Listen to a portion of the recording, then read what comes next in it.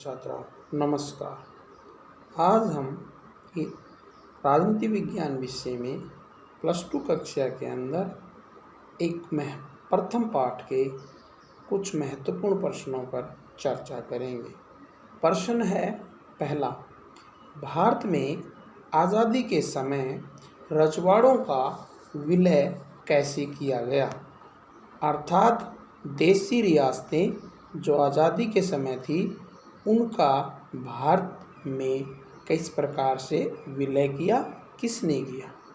प्यारे छात्र छात्राओं, जैसा कि आप जानते हैं भारत 15 अगस्त 1947 को आज़ाद हो गया।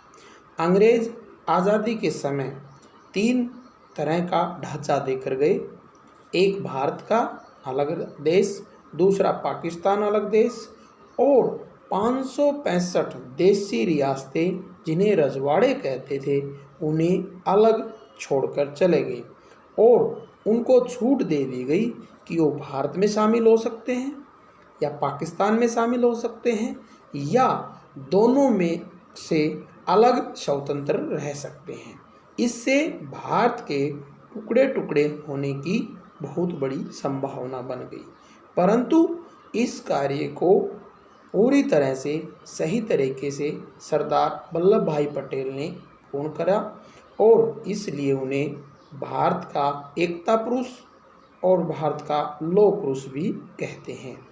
इसके लिए उन्होंने रजवाड़ों के साथ एक विलय पत्र पर हस्ताक्षर करवाए और 565 में से 562 के करीब रियासतों ने इस पर हस्ताक्षर कर दिए कुछ शर्तों के साथ, परंतु हैदराबाद, जूनागढ़ और जम्मू कश्मीर रियासत ने इस पर हस्ताक्षर करने से मना कर दिया।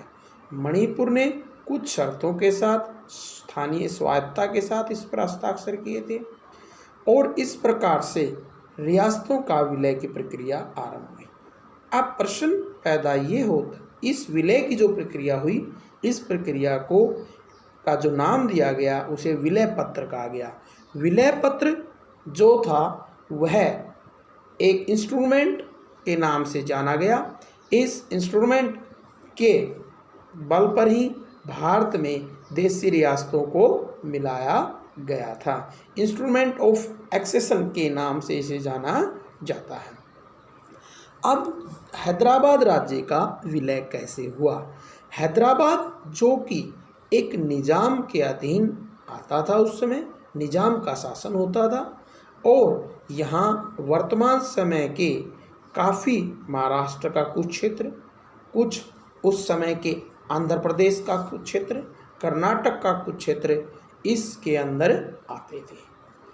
हैदराबाद का जो निजाम होता था वो भारत की आज़ादी के पश्चात अपने आप को स्वतंत्र शासक के रूप में रखना चाहता था।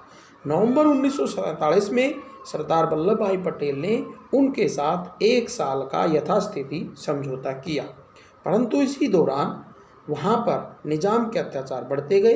अत्याचारों के खिलाफ तेलंगाना के किसानों ने, स्थानीय महिलाओं ने और कांग्रेस पार्टी के कुछ कार्यकर्ताओं नेताओं ने मिलकर एक व्यापक आंदोलन चला दिया।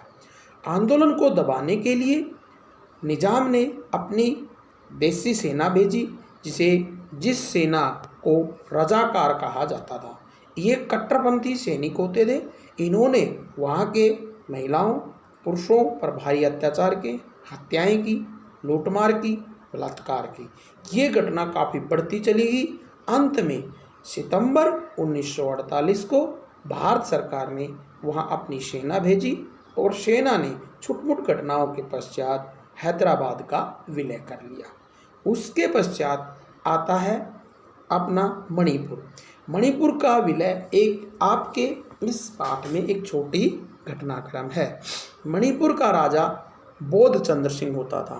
वह भी अपने आप को अलग रखना चाहता था, परंतु उसने विलय पत्र पर हस्ताक्षर कर दिए दबाव में और कुछ स्थानीय स्वायत्तता के साथ। लेकिन वहाँ पर पहला राज्य मणिपुर, प्यारे बच्चों आपको ध्यान रखना होगा, भारत का पहला राज्य मणिपुर था जहाँ 1948 में चुनाव हुए और सार्वभौमिक वैश्य मताधिकार का पहली बार प्रयोग किया गया।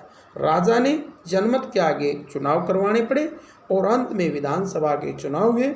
चुनाव के पश्चात वहाँ विधानसभा गठित हुई, परंतु विधानसभा के अंदर आपस में कांग्रेस और अन्य दलों के बीच मतभेद था। कांग्रेस मणिपुर को भारत में मिलाना चाहती थी, जबकि अन्य पार्टियां इसे मिलाने के विरोध में थी। अंत में केंद्र सरकार ने राजा बोधचंद्र पर धीरे धीरे दबाव बनाया और उन्होंने विलय पत्र पर पूरी तरह हस्ताक्षर कर दिए और इस तरह से मणिपुर को भी मिला लिया गया। परंतु मणिपुर में आज भी विरोध कई स्थानों पर होता रहता है। तो ये थी देशी रियासतों के विलय की संबंधित प्रश्नोत्तर। धन्यवाद।